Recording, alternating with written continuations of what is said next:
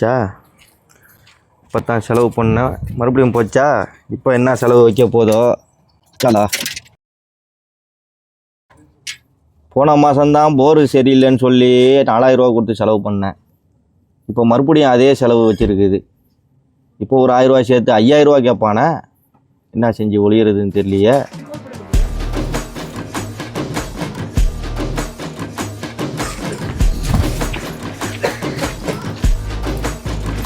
என்ன ரம்துலா ஒரு மாதிரியா அப்செட் ஆகிறா? என்ன விஷயம்? அம்மா நீ வேற என் கதையை கேட்குற. ஏண்டா வண்டி போன மாதம் தான் செஞ்சானே வேலை, அப்படியே அதே வேலை வச்சிருச்சு மாமா. ஐயோ ஐயோ, என்ன இப்போ காசு தேவையா? அதுக்கு தாண்டா வந்து யோசனை பண்ணிட்டு இருக்கிறேன். காசு இல்லை, ஒன்றும் இல்லை. பொண்டாட்டிகிட்ட கேட்டேன், அவளும் காசு இல்லைன்ட்டா. என்ன பொண்டாட்டி கேட்டியா? கேட்டேன். அடாடாடே, காலையில ஜாக் போட்டு அடிச்சிருச்சுடா. பார், அங்க தளபதி முக ஸ்டாலின் மகளிர் உரிமத்துக்கு 5000 ரூபா பர்ச்சேஸ் பண்ணிட்டு போற மாதிரி காலையில போட்டு விட்டாரா பணத்தை. வரட்டா போய் பாருவோம், பொண்ணு அக்கௌண்ட்ல இருக்கும்.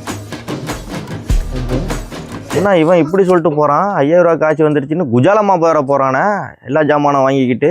நம்ம பொண்டாட்டிகிட்ட ஃபோன் அடிச்சு கேட்போமா காசு ஈசி வந்துருச்சா இல்லையாண்டு. ஃபோன் அடிப்போம். என்ன ஃபோன் வருது? பொண்டாட்டி தான் அடிக்கிறா.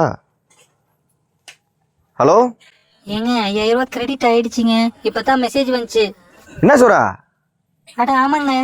5000 ரூபா கிரெடிட் ஆயிருக்குதா? அதைத்தான் இப்போ என் கூட்டாளி ஒருத்தவன் சொல்லிட்டு போகிறான். 5000 ரூபா காசு வந்துருச்சுன்னு சொல்லிட்டு பழங்கனி ஃப்ரூட்ஸ்லேருந்து எல்லாமே வாங்கிட்டு போகிறான் ஜாலியா. அப்பாடா, ரொம்ப சந்தோஷம். அந்த 5000 ரூபா அப்படியே வை, இந்த வாரம் வண்டி வேலை செய்யணும். எல்லாம் மேலே இருக்கிறவன் தான் செஞ்சது. முக ஸ்டாலின் மூலியமாக நமக்கு இந்த உதவி கிடைச்சிருக்கு. அல்ஹம்துலில்லாஹ்.